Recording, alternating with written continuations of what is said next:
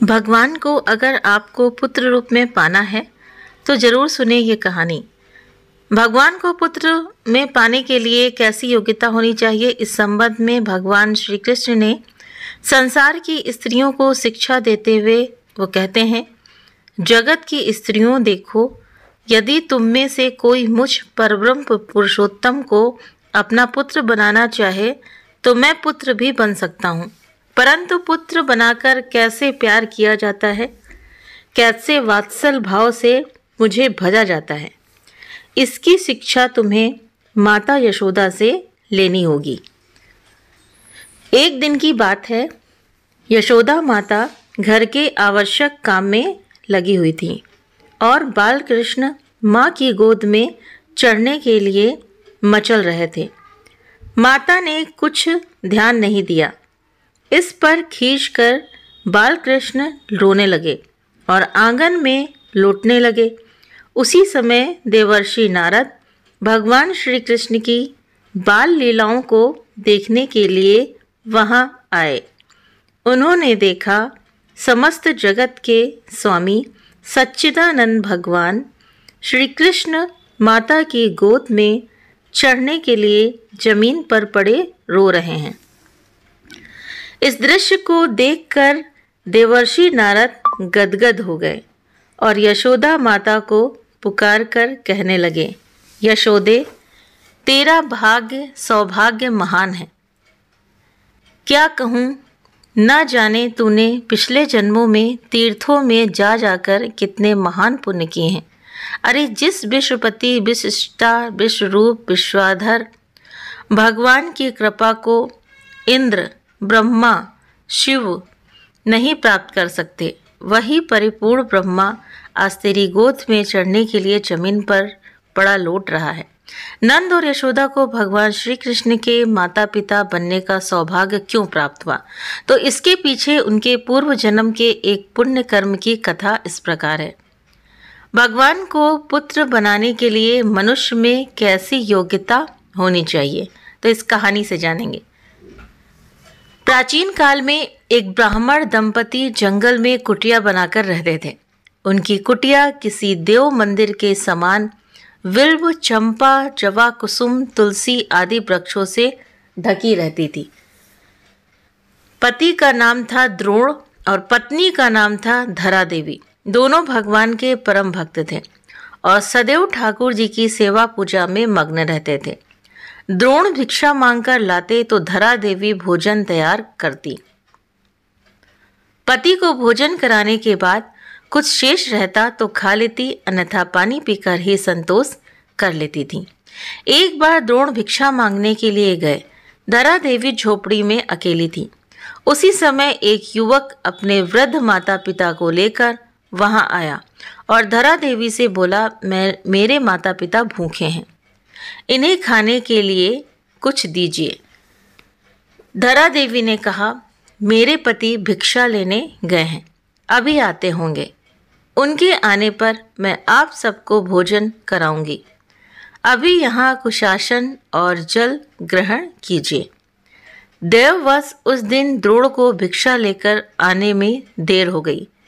युवक ने क्रोध में धरा देवी से कहा, इसका क्या विश्वास कि तुम्हारे पति भिक्षा में कुछ लाएंगे ही? तुम्हारे घर में तो एक मिट्टी की हंडिया ही है। मेरे माता पिता भूखे हैं, इन्हें जल्दी से भोजन कराना जरूरी है। मैं इन्हें किसी दूसरी जगह ले जाता हूँ। अतिथि घर से भूखा चला जाए, ये कैसे हो सकता है? भारतीय संस्कृति में अतिथि को भगवान का रूप माना गया है। अतिथि देवो भव। यदि घर से अतिथि भूखा चला जाए तो वो गृह स्वामी के समस्त पुण्य लेकर और पाप देकर जाता है। धरा देवी ने युवक से कहा, आप सत्य कहते हैं, किंतु हम में श्रद्धा का अभाव नहीं है। हमारे गृह स्वामी अवश्य हमारी असहाय स्थिति पर दया करेंगे। युवक ने कहा, तुम्हारे गृह स्वामी कौन है? धरा देवी बोली, ये घर, संसार, ये शरीर सभी तो उन गृह स्वामी विष्णु का है। हमारे सभी कार्य उन्हीं की सेवा के लिए हैं। युवक ने निष्ठुरता से कहा, श्रद्धा से देवताओं की तृप्ति होती है। मनुष्य के पेट की ज्वाला तो श्रद्धा से शांत होने से रही। उसे तो भोजन चाहिए। मेरे वृद्ध माता पिता भूख से पीड़ित होकर मूर्छित हो रहे हैं। अब हमें आज्ञा दो। जरा रुको, धरा देवी बोली, जरा रुको, मैं पास के गांव से भोजन लेकर आती हूँ। धरा देवी ने युवक को रोकते हुए कहा। धरा देवी ने पास के एक गांव में जाकर बनिए की दुकान से भोजन सामग्री बंधवा ली। उन्होंने कभी वन से बाहर चरण न रखा था, न ही किसी दुकान से कोई वस्तु खरीदी ही थी। इसलिए उनको ये पता नहीं था कि दुकान से वस्तु लेने पर पैसे देने पड़ते हैं। बनिए ने पैसे मांगे। धरा देवी ने कहा, मेरे पास तो पैसे नहीं हैं। ऐसा उस बनिए से बोला। और फिर उस बनिए ने क्या कहा, तो आप सब जवाब सुनिए। धरा देवी अत्यंत रूपवती थीं। उनके रूप को देखकर दुकानदार के मन में विकार आ गया। काम विमोहित होकर दुकानदार ने कहा, तुम्हारे पास जो है वही दे दो। ऐसा कहकर बनिए ने धरा देवी के स्तनों की तरफ इशारा किया। सरल हृदया धरा देवी समझ न सकी कि विश्व में इतने अधम जीव भी होते हैं।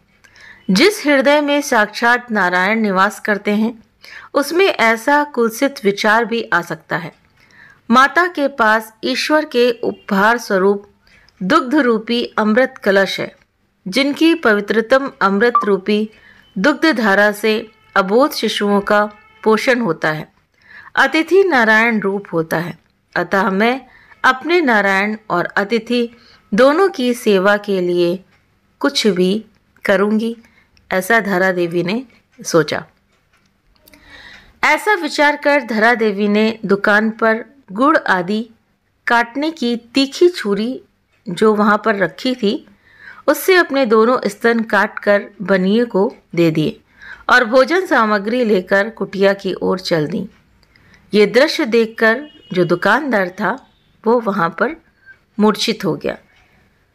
कुटिया तक पहुंचते हुए धरा देवी का शरीर रक्त से लथपथ हो चुका था। भोजन सामग्री कुटिया में पृथ्वी पर रखते हुए उन्होंने कहा, अतिथि रूपी साक्षात नारायण, आप मेरी इस सामग्री को स्वीकार करें। अब मेरे प्राण साथ नहीं दे रहे हैं। ऐसा कहकर वे पृथ्वी पर गिर पड़ी।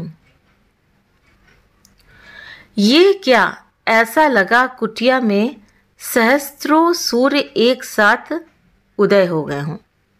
उनकी परीक्षा पूर्ण हुई। युवक के रूप में चतुर्भुज पीतांबरधारी श्रीवत्स चिन्हधारी वनमाली शंख चक्र गदा पद्म लिए भगवान विष्णु प्रकट हो गए। भगवान शंकर व पार्वती जी माता पिता के रूप में धरा देवी की परीक्षा करने आए थे। वे धरा देवी के त्याग, साहस व अतिथि सेवा को देखकर अत्यंत प्रसन्न हुए।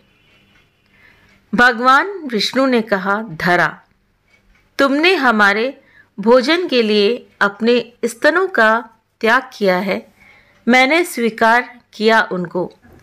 अतः द्वापर युग में ब्रज में अगले जन्म में तुम यशोदा के रूप में अवतीर्ण होगी। मैं तुम्हारे स्तनों के पान के लिए तुम्हारा पुत्र बनकर आऊँगा। धरा देवी ही दूसरे जन्म में यशोदा जी बनी और द्रोण जी जो थे वो नंद बाबा हुए।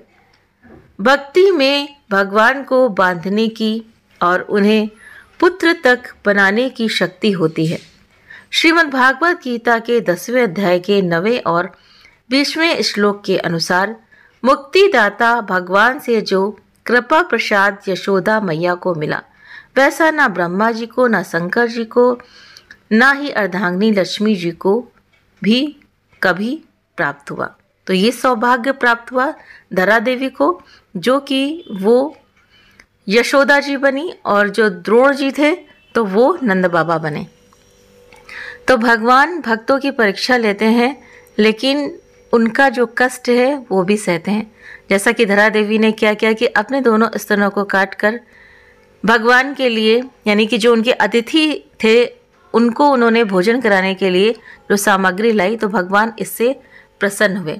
तो इसीलिए भगवान स्तनपान करने के लिए यशोदा जी के घर में, मतलब जे पुत्र तो वो देवकी के थे, लेकिन यशोदा जी ने पाला पोषा और उन्होंने अपने स्तनों का उनको पान कराया। तो भगवान की महिमा बहुत ही निराली है। अगर भगवान को हम पुत्र रूप में पाना चाहते हैं तो इन कष्टों से गुजरना पड़ेगा। कहानी अगर पसंद आई हो तो वीडियो को लाइक करें, चैनल को सब्सक्राइब करें। आप अपने कमेंट्स भी करके बताएं इस कहानी के बारे में कि आप सभी की क्या राय है। तो प्लीज़ ज़रूर से ज़रूर कमेंट करें। Thank you.